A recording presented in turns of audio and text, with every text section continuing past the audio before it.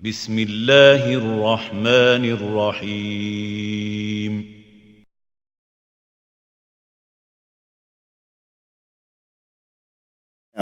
طيب تفضل. First and foremost, تفضل. thank you. Here is the question. تفضل. The question is, I was asking about the hadith in regards to when the Prophet ﷺ stood on the minbar, and he said "Ameen" 3 times about the one who Ramadan comes and his sins aren't forgiven. Okay. How would one know the signs that his Ramadan wasn't accepted, or his sins wasn't forgiven? Excuse me. Question is, with regards to the hadith that says the Prophet ﷺ said on the minbar, Ameen 3 times. And he asked him, or he said, this is your hadith now. To what I remember. Okay, that's what we want here.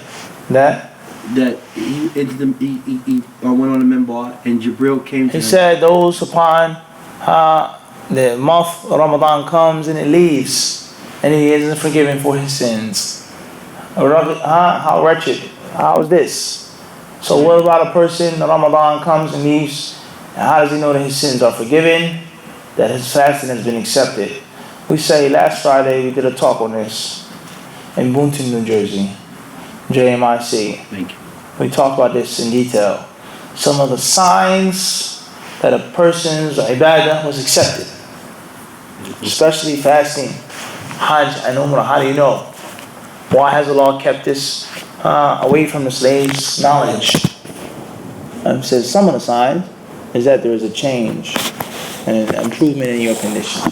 If you're upon righteousness and piety, alhamdulillah, after that ibadah, if you're a little bad, you get a little better until you reach good. Then from good, you feel a change, you feel a difference in your ibadah, in your spirit, in your body, your mind, your daily practice. And also, perhaps from the signs, is that a person who feels bitter and sweet, hot and cold. I'm sad that Ramadan is going, but I'm also happy. Because you feel good, you feel confident, you feel, inshallah, I tried to work, I sacrificed, I put forth some effort, I got rid of some sins, I can feel it. So the believers will be happy on Yom Qiyamah. As the Prophet tells us, he has 2 times of happiness. وَلِلصَّائِمِ فَرْحَتَانِ, when he breaks his fast and when he meets Allah. Obviously, the believers meeting Allah, the dunya is done. No more Ramadan. There's no ibadat like this type of ibadat in Jannah. Is the dhikr of Allah, of course. Tasbih of Allah Azza wa Jalla in Jannah.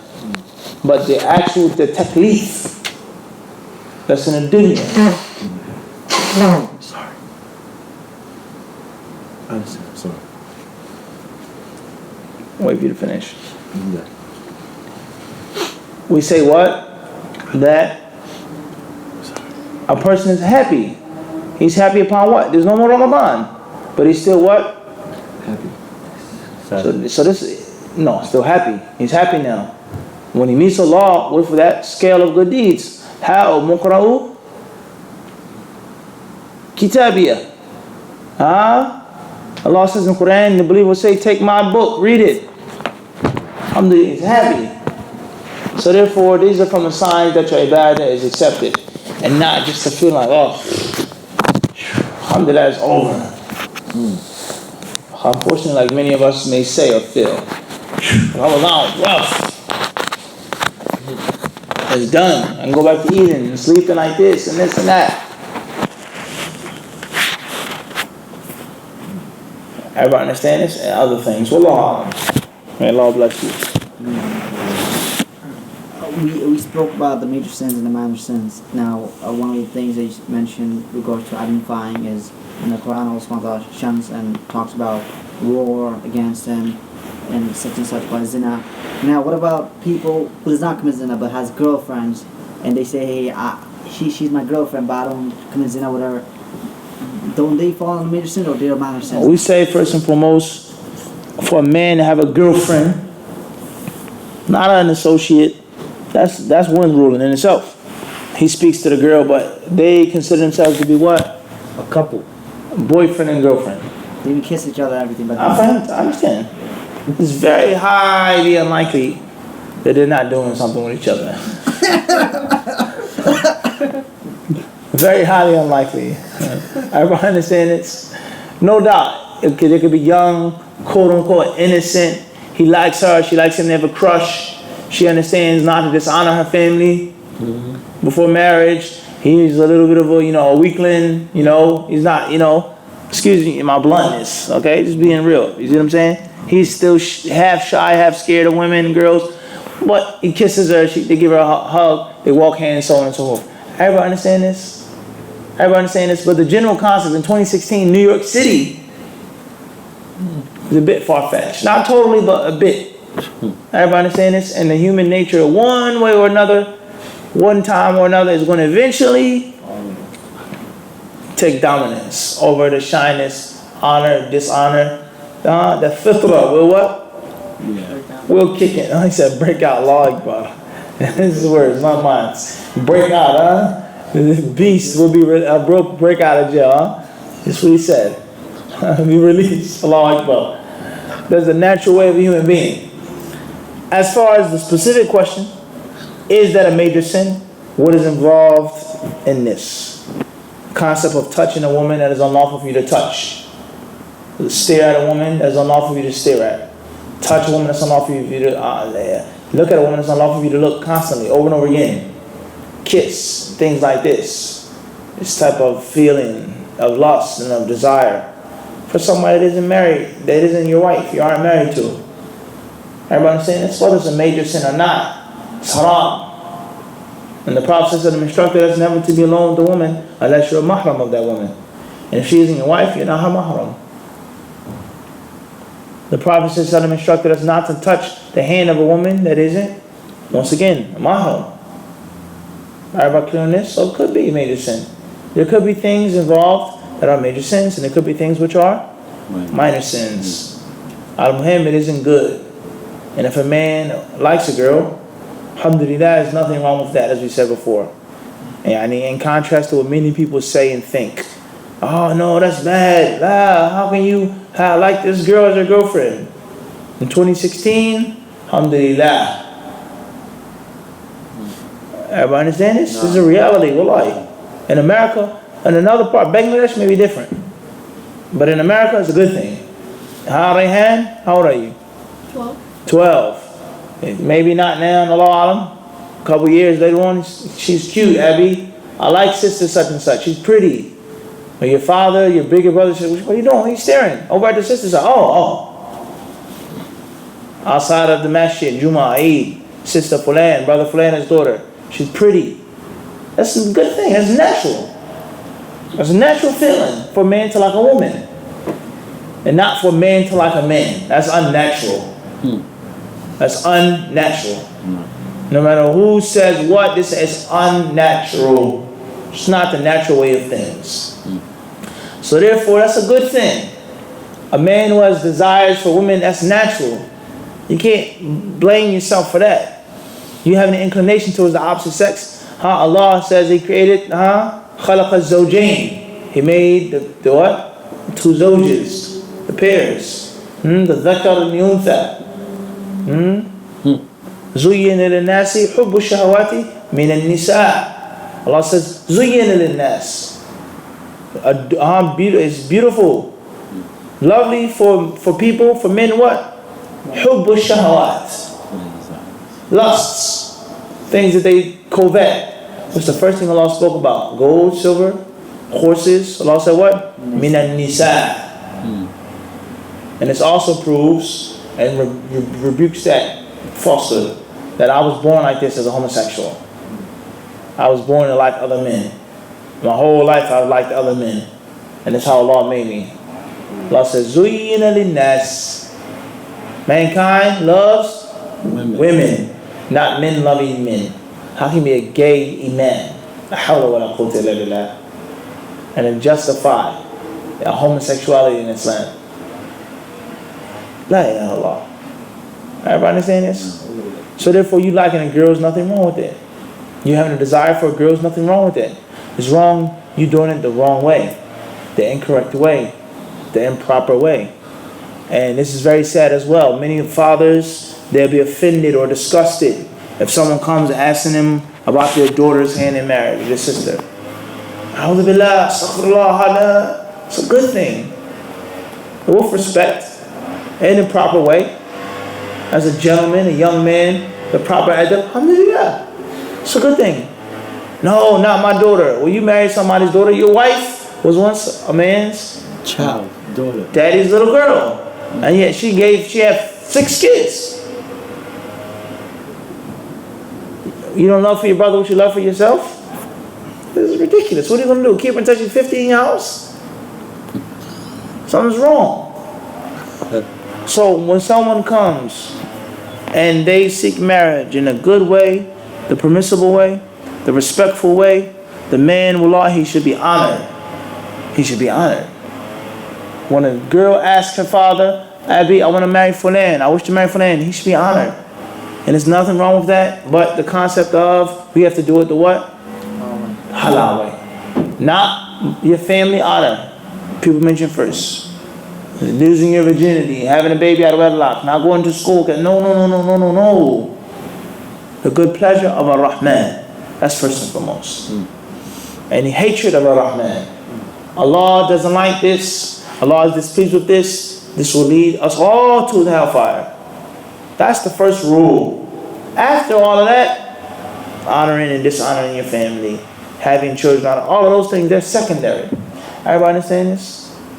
The hadith states that when a man comes seeking marriage and he has good character, he has good religion, and you're pleased with him, you're pleased with his character and his deen, Allah, the hadith, the Prophet quoted to have said, فَزَوِّجُوهُ, give him marriage, marry him off. And if you don't, تَكُنْ فِي الْأَرْضِ فِتْنَةٌ وَفَسَادٌ كَبِيرٌ. He says there will be fitna on earth and widespread havoc, mayhem. Many people, they look at this hadith just based off of zina, boyfriend, girlfriend, but there's also other fitna. With regards to the girl, what's the concept of a man having a house full of women that are grown women? Well, no, just the concept of the father doesn't necessarily have to be a bad person, but it's just unhealthy. You have all of these women in your household that are no longer what? Little small girls. They're grown women. Shaitan, this, that. It's fitna and it's fasad kabir. It's not good. And oftentimes you hear these different horror stories. This happened, that happening. This is some of the reasons why. She's a big girl now. She has needs. She has wants. She has desires. She needs her own space. She needs her own desires fulfilled in a lawful way. It's not good. It's not healthy. Her being laxed. Living in the house. It's my father, so I can wear this. Oh, that's my dad. And it's different. Your body is different now. Your mind is different now. And no one is totally free from shaitan. She's not your little 5-year-old daughter. You sit on your lap. She's 21 years old, 25 years old, fully developed. It's unhealthy. Her using the bathroom, you using the bathroom. You have 3-4 daughters, all of age and puberty, living in the household. It's not good. That's not good. It's not a good thing. Everybody understand this? That's not what? We don't need to explain no more. That's what? No, it's not a good It's thing. not a good thing anymore. No. That's also from the fitna and fasad. Many people don't think about that. Or the opposite. Your son is a grown man. He has no wife. What is he into? What are you doing? Son? Son's wrong. You're 25 years old in New York City. You don't have nothing halal or haram, but we know something's wrong. It's not healthy. Mentally healthy, physically healthy. Something is wrong. You not fulfilling your sexual desires, and you're a grown man in 2016 in New York City, Queens, Ozone, Jamaica. Something is what? Wrong. Something's wrong. It's going to lead to something really, really bad. Everybody understand this? No. Boyfriend and girlfriend, fasad, fitna, homosexuality, lesbianism, pornography, all of these different things. It's from this hadith, without doubt, fitna and fasad kabir. Whether the hadith is authentic or not. But the general meaning, without a doubt, is clear. Is what? Clear. So there's no doubt about that. So, the concept of boyfriend and girlfriend, sometimes it's the fault of the children, sometimes it's the fault of the parents. The father has to fear Allah, the mother has to fear Allah. What are you holding back for? Let them get married responsibly. If your son is 19 years old or 20 years old, if they're not responsible enough to live and to be married, you did something wrong in the tarbiyah. Your son should be a man by now. He should be a man. Driver's license. He has some type of job, even if it's he makes some type of money. He has some things that are promising for him in the future.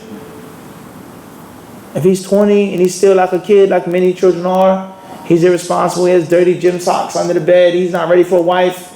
He doesn't wear deodorant every day. He has on dirty clothes. Trust me, my son. Okay, that's what. It also falls back to you. On the father. What type of son did you raise? A man or a girl? She doesn't have good hygiene. She can't cook. She can't clean. She wants to play video games and do this and hang out and eat ice cream and go with her friends to the mall. What type of girl did you raise? No. A woman? Or she's a grown bint? An oversized bint? She's 20 years old. She's still like a little tiny girl, a little spoiled brat.